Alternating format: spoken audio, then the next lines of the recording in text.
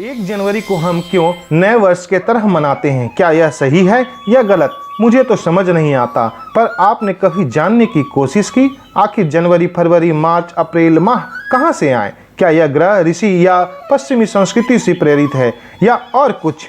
तो जानने के लिए बने रहिए हमारे YouTube चैनल द थर्ड आई।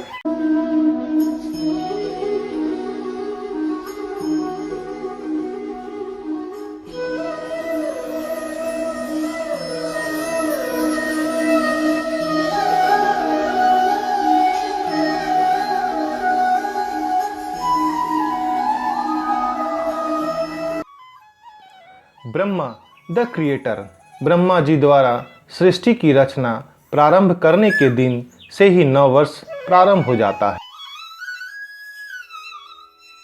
जिसे संवत गणना कहा जाता है।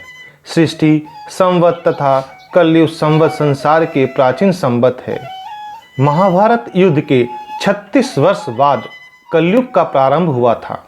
उस समय वीर अर्जुन के पौत्र परीक्षित महाराज संपूर्ण संसार के सम्राट थे।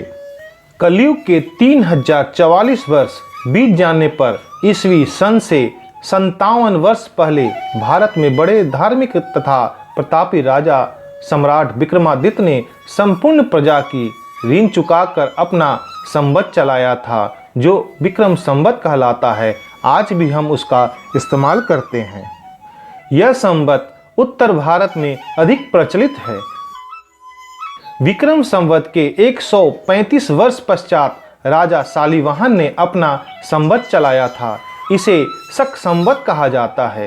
यह दक्षिण भारत में प्रचलित है और भी कई ऐतिहासिक संदर्भ इस नव वर्ष से जुड़े हुए हैं, जैसे मर्यादा पुरुषोत्तम भगवान श्री राम जी का राज्याभिषेक दिवस, नवरात्रा, शक्ति की आराधना, महर्षि दयानंद जी द्वारा आर्य समाज की स्थापना, राष्ट्रीय स्वयंसेवक संघ की स्थापना, देव भगवान झूले लाल जी का जन्मदिन, धर्मराज युधिष्ठिर जी का राज तिलक। ईस्वी सन का आरंभ ईसा मसीह के मृत्यु से माना जाता है। वास्तव में अभी तक पाश्चात्य विद्वान एक मत नहीं है कि ईसा मसीह कब हुए और उनकी मृत्यु कब हुई थी। अतः यह सन काल्पनिक धारणा पर आधारित है। इस सन का मूल रोमन सन है, जो ईस्वी पूर्व 753 में रोम नगर की स्थापना से आरंभ हुआ। रोमन सन 304 दिन का माना जाता था, जो परम अशुद्ध था। इसमें कुल 10 माह होते थे। धीरे धीरे इसमें बड़ा अंतर पड़ने लगा। इससे ठीक करने के लिए 46 ईस्वी पूर्व जूलियस सीजर ने 455 दिन का एक वर्ष मानकर आगे से इसे 365 दिन का बना दिया। साथ ही अपने नाम से 11वां जुलाई मास जोड़ दिया, मीन्स जुलाई मंथ। बाद में दूसरे राजा अगस्टस ने अपने नाम से 12वां मास अगस्त जोड़ दिया तथा इसके मासों के नाम तथा दिन निश्चित कर दिए। फिर भी इसमें अंतर पड़ता रहा। ईस्वी सन 1582 में इसमें 11 दिन का अंतर हो गया था। उसी वर्ष पोप ग्रेगरी ने अपनी आज्ञा से 4 अक्टूबर को 15 अक्टूबर बना दिया तथा आगे से 4 और 400 विभाजित होने वाले वर्ष में 29 दिन का फरवरी मानने की आज्ञा दी। इसलिए इसे ग्रेगरियन कैलेंडर कहा जाता है।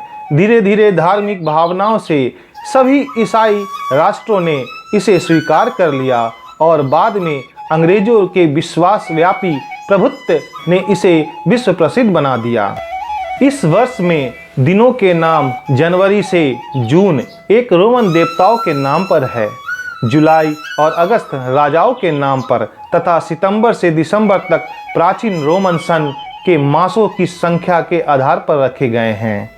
यह सन अब वैज्ञानिक आधार पर विकसित हुआ है, अतः यह 400 वर्षों में शुद्ध होता है।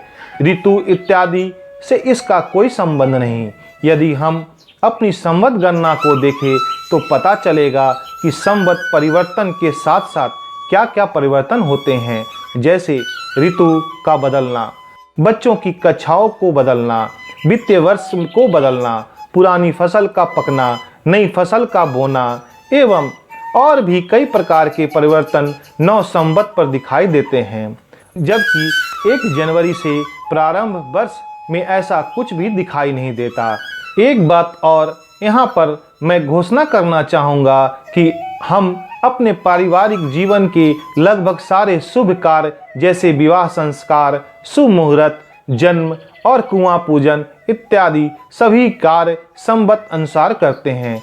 सभी त्योहार जैसे दीपावली, होली, दशहरा, रक्षाबंधन, करवा चौथ, नववर्ष महोत्सव, संत रविदास जयंती, महर्षि वाल्मीकि जयंती, गुरु पूर्णिमा, महाशिवरात्रि, भगवान महावीर जयंती, भगवान बुद्ध जयंती, श्री गुरु नानक जयंती इत्यादि अनेक उत्सव इसी संवत के अनुसार मानते हैं।